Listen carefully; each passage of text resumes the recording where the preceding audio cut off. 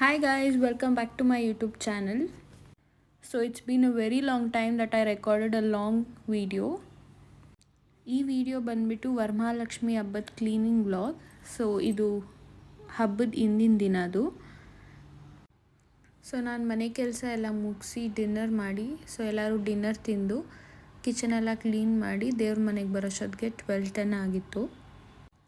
So ನಾನು ಅಂದ್ಕೊಂಡೆ small things ಎಲ್ಲ ಮಾಡಿಕೊಂಡ್ರೆ ಬೆಳಗ್ಗೆ ಎದ್ದು ಮಾಡೋಕ್ಕೆ ಈಸಿ ಆಗುತ್ತೆ ಅಂದ್ಬಿಟ್ಟು ಇಲ್ಲಿ ಕಳ್ಸೋಕ್ಕೆ ಸೀರೆ ರೆಡಿ ಮಾಡ್ಕೋತಾ ಇದ್ದೀನಿ.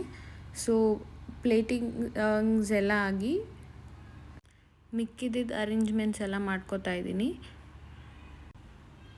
ನನಗೆ ಸೀರೆ ಉಡ್ಸೋದು ತುಂಬ ಕಷ್ಟನೇ, ಬಿಕಾಸ್ ನಾನು ಸೀರೆ ಉಟ್ಕೊಳೋಕ್ಕೆ ಸ್ವಲ್ಪ ಕಷ್ಟ.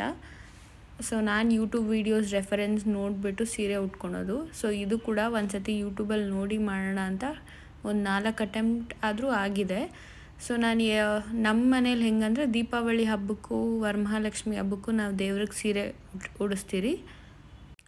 ಸೊ ನಾನು ಲಾಸ್ಟ್ 2 ಇಯರ್ಸಿಂದ ಮಾಡ್ತಿರೋದ್ರಿಂದ 4 ಟೈಮ್ಸ್ ಏನು ಸೀರೆ ಉಡ್ಸಿರೋದು. ಸೊ ಇದು 5th ಟೈಮ್.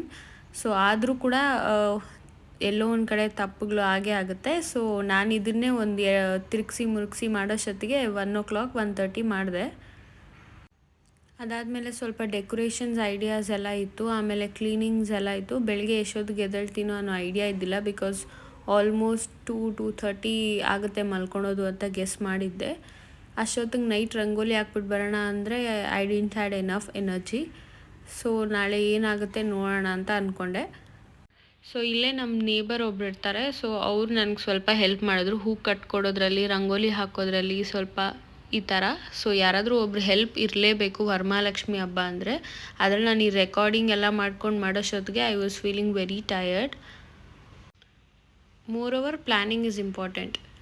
ಸೊ ಇದು ನೆಕ್ಸ್ಟ್ ದಿನದ ವ್ಲಾಗ್ ಆಗಿರುತ್ತೆ, ಅಂದರೆ ವರಮಹಾಲಕ್ಷ್ಮಿ ಹಬ್ಬದ ದಿನ. ಸೊ ಅರೌಂಡ್ 4:30 5:00 ಎದ್ದೆ. ಸೊ ಎದ್ದು ಸ್ನಾನ ಮಾಡ್ಕೊಂಡು ದೇವ್ರ ಮನೆಗೆ ಬಂದು ಸೀರೆ ಎಲ್ಲ ಉಡಿಸಿ ಒಡವೆ ಹಾಕಿ ಏನು ಡೆಕೋರೇಷನ್ ಏನು ಮಾಡಬೇಕೋ ಅದಕ್ಕೆಲ್ಲ ರೆಡಿ ಮಾಡ್ಕೊತಾ ಇದ್ದೆ. ಸೊ ನಮ್ಮದ್ರಲ್ಲಿ ಹೆಂಗಂದರೆ ಬಾಳೆ ಎಲೆ ಎಲ್ಲ ಹಬ್ಬಕ್ಕೂ ನಾವು ತಂದೆ ತರ್ತೀರಿ. ಸೊ ಅದನ್ನು ಇಟ್ಟು ಎಲ್ಲ ಒಂದೊಂದೇ ಸ್ಟೆಪ್ ಕಂಪ್ಲೀಟ್ ಮಾಡೋಷ್ಟೊತ್ತಿಗೆ 7:30 8:00 ಅರೌಂಡ್ ಆಯಿತು. ಸೊ ಅಡುಗೆ ಎಲ್ಲ ಮಾಡಿ ನೈವೇದ್ಯಕ್ಕೆ ಇಕ್ಕಿ ಪೂಜೆ ಮಾಡೋಷ್ಟೊತ್ತಿಗೆ ಅರೌಂಡ್ 9-10 AM ಆಗಿತ್ತು.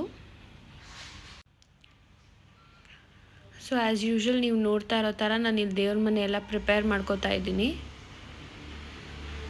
ಇಲ್ಲಿ ರೆಕಾರ್ಡ್ ಮಾಡೋದಕ್ಕೆ ನಾನು ಟ್ರೈಪಾಡ್ನ ಎಲ್ಲೋ ಇಟ್ಬಿಟ್ಟಿದ್ದೆ. ಸೊ ಡೈನಿಂಗ್ ಟೇಬಲ್ ಹತ್ರ ಯಾವುದೋ ಒಂದು ಸ್ವಲ್ಪ ಬುಕ್ಸ್ ಇಕ್ಬಿಟ್ಟು ಫೋನ್ ಇಕ್ಕಿ ರೆಕಾರ್ಡ್ ಮಾಡ್ತಾ ಇರೋದು. ಸೊ ಅದಕ್ಕೆ ಹಾಫ್ ಮಾತ್ರ ಕಾಣಿಸ್ತಿರೋದು, ಇನ್ನು ಹಾಫ್ ಕಾಣಿಸ್ತಿಲ್ಲ.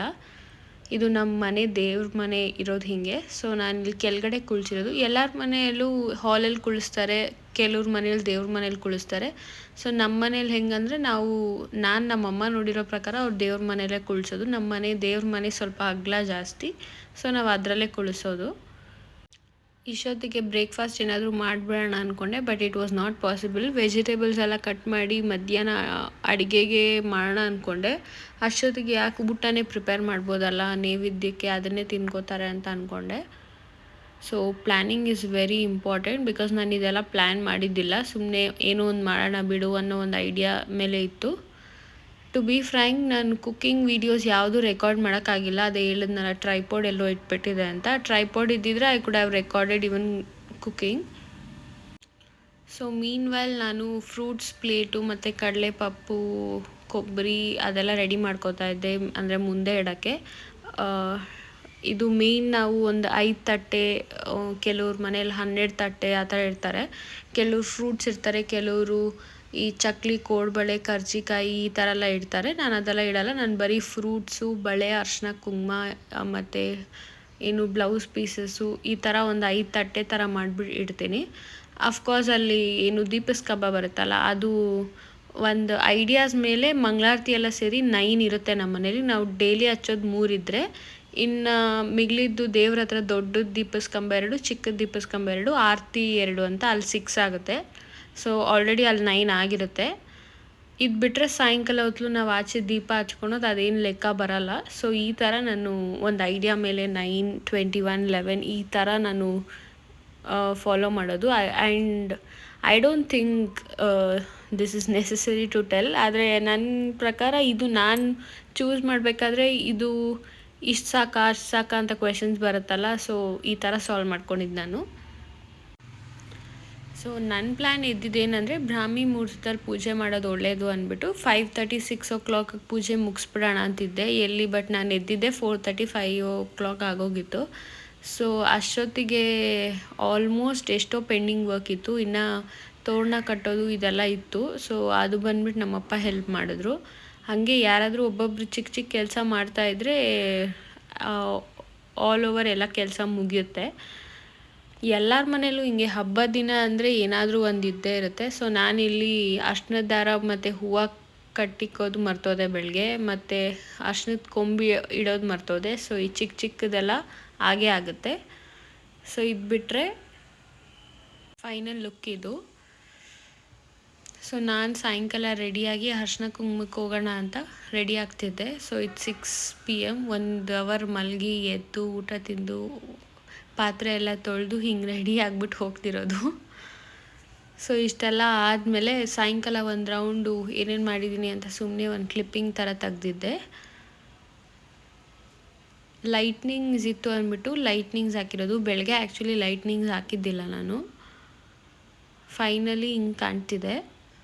Happy Varamahalakshmi to all. And rangoli ಬಂದ್ಬಿಟ್ಟು ಹಿಂಗಿತ್ತು. ಸೊ ಅದು ನಮ್ಮ ನೇಬರ್ ಹಾಕಿದ್ದು. ಸೊ ಎಲ್ಲರ ಹಬ್ಬದಲ್ಲೂ ಒಂದೊಂದು ಕಥೆ ಇರುತ್ತೆ. ನನ್ನ ಹಬ್ಬ ಈ ಕಥೆ ಇತ್ತು. ಸೊ ನಿಮ್ಗೇನಾದರೂ ಇಂಟ್ರೆಸ್ಟಿಂಗ್ ಅಂತ ಅನಿಸಿದ್ರೆ I am happy to hear that. Thank you for watching.